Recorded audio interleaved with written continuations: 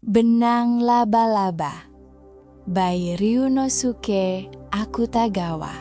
Suatu hari, Sang Buddha berjalan seorang diri di tepi kolam teratai di Paradise. Bunga-bunga teratai yang mekar di kolam itu semuanya putih bersih, bak permata tak bercelah. Dan dari inti emasnya, semerbak harum tak terlukiskan terus-menerus mengular di udara. Pastilah saat itu pagi hari di Paradise.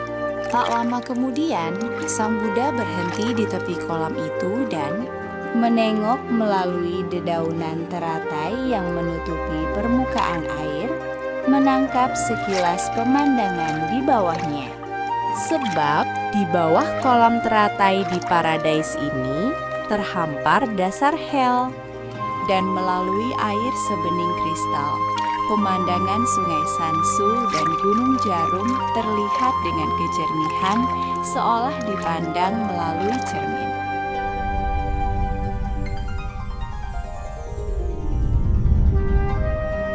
Di sana, di dasar hell, pandangannya jatuh pada sosok seorang pria bernama Kandata yang menggeliat bersama para pendosa lainnya. Kandata ini adalah seorang pencuri ulung yang telah melakukan banyak kejahatan, membunuh orang, membakar rumah.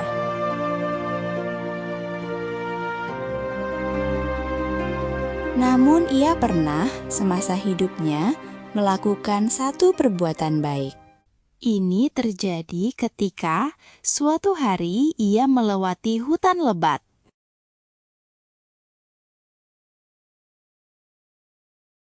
Ia melihat seekor laba-laba kecil merayap di pinggir jalan. Kandata seketika mengangkat kakinya hendak menginjaknya. Tetapi kemudian, tidak, pikirnya tiba-tiba. Meskipun kecil, ini pun makhluk hidup. Mengambil nyawanya tanpa sebab, apapun itu akan menyedihkan. Maka, ia urung membunuh laba-laba itu dan menyelamatkan nyawanya. Saat Sang Buddha mengamati pemandangan di hal, ia teringat bahwa Kandata pernah menyelamatkan seekor laba-laba.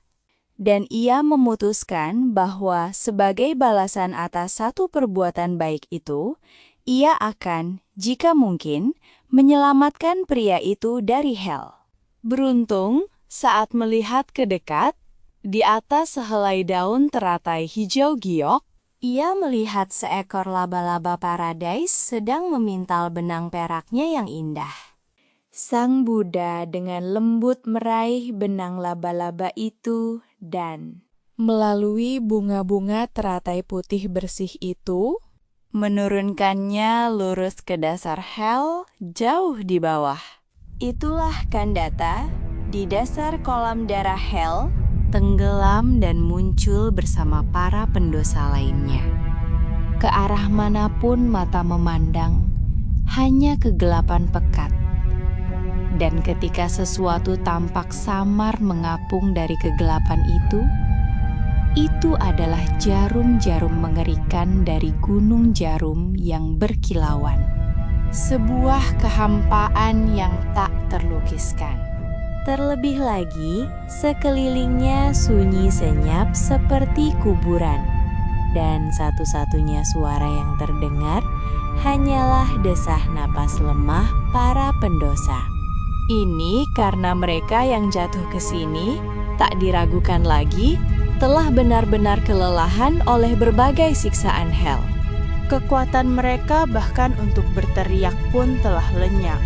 Dan begitu pula, bahkan Kandata, pencuri ulung itu, tersedak oleh darah kolam darah, hanya menggeliat, seperti katak setengah mati. Tapi kemudian, suatu saat, Kandata dengan santai mengangkat kepalanya dan menatap langit di atas kolam darah.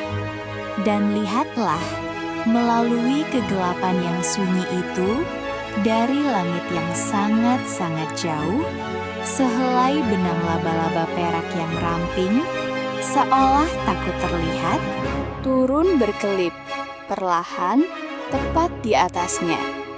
Melihat ini, Kandata secara naluriah bertepuk tangan kegirangan.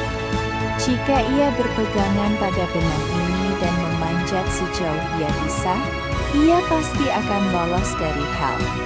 Bahkan, jika keberuntungan berpihak padanya, ia mungkin bisa memasuki paradise.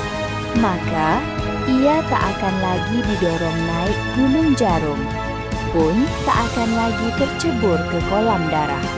Berpikir demikian, Kandata segera menggenggam erat benang laba-laba itu dengan kedua tangannya dan mulai memanjat ke atas. Sekuat tenaga. Sebagai pencuri ulung, ia sudah sejak lama terbiasa dengan usaha semacam itu. Namun, jarak antara hell dan paradise adalah puluhan ribu mil. Dan tak peduli seberapa gigih ia memanjat, ia tak dapat dengan mudah mencapai puncak.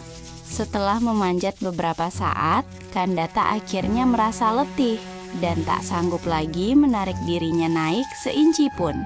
Oleh karena itu, tanpa pilihan lain, ia memutuskan untuk beristirahat sejenak. Dan menggantung di tengah benang, ia memandang jauh ke bawah. Dan lihatlah, pendakian beratnya tak sia-sia. Kolam darah tempatnya berada beberapa saat lalu kini, tanpa disadarinya, telah tersembunyi di kedalaman kegelapan. Dan gunung jarum yang mengerikan, berpendar samar, juga berada di bawah kakinya. Jika ia terus memanjat dengan kecepatan ini, melarikan diri dari hell mungkin akan terbukti mudah secara tak terduga. Kandata dengan tangan melilit benang laba-laba, tertawa. "Aku berhasil! Aku berhasil!" Dengan suara yang sudah bertahun-tahun tak diucapkannya sejak tiba di sini. Tapi tiba-tiba, ia menyadari bahwa jauh di bawahnya, di benang laba-laba itu, tak terhitung pendosa mengikuti di belakangnya. Merangkak naik, naik, seperti iring-iringan semut tak berujung. Kandata melihat ini diliputi oleh kekagetan sekaligus ketakutan. Dan sesaat ia hanya berdiri ternganga seperti orang bodoh. Hanya matanya yang bergerak. Bagaimana mungkin benang laba-laba yang ramping ini, yang rasanya nyaris tak cukup kuat untuk dirinya sendiri, mampu menahan beban sebanyak itu? Jika kebetulan benang itu putus di tengah jalan, maka ia yang terpenting karena sudah memanjat sejauh ini, harus jatuh terjun bebas kembali ke hell asalnya. Hal seperti itu akan mengerikan. Namun, bahkan saat ia berpikir demikian, ratusan ribu pendosa merangkak naik dari dasar kolam darah yang gelap, berkerumun, dan dengan tekun mendaki benang laba-laba yang berkilau halus itu dalam satu barisan. Jika ia tidak melakukan sesuatu sekarang, benang itu pasti akan putus di tengah, dan mereka semua akan jatuh. Seketika itu, Kandata berseru dengan suara keras, "Hei, kalian para pendosa, benang laba-laba ini milikku. Atas izin siapa kalian memanjat? Turun, turun." Pada saat yang bersamaan, benang laba-laba itu yang hingga kini sempurna utuh, tiba-tiba putus dengan suara pletak yang tajam dari tempat Kandata bergantung. Maka, Kandata tak punya jalan lain. Dalam sekejap, menembus angin, berputar seperti gasing, ia terjun bebas ke kedalaman kegelapan, menghilang dari pandangan dalam sekejap.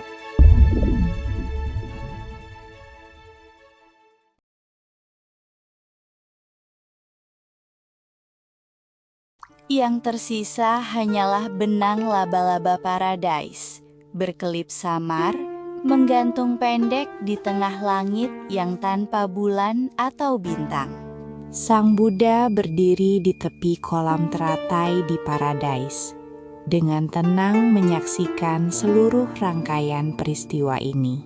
Dan ketika Kandata tenggelam bagai batu ke dasar kolam darah, ia menunjukkan wajah sedih dan mulai berjalan-jalan tanpa tujuan sekali lagi.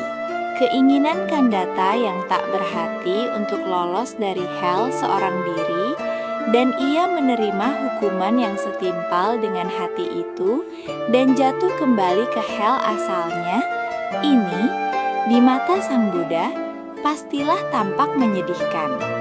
Namun, teratai-teratai di kolam teratai paradise tak mengindahkan hal-hal demikian. Kelopak putih mereka yang bak permata melambai-lambai di sekitar kaki Sang Buddha. Dan dari inti emasnya, semerbak harum tak terlukiskan terus-menerus menguar di udara. Pastilah saat itu menjelang siang di paradise. Di A Shoujo Spins Another Age, kami menyajikan mahakarya sastra Jepang dalam 25 bahasa setiap minggu. Mohon berlangganan dan sukai untuk mendukung kami.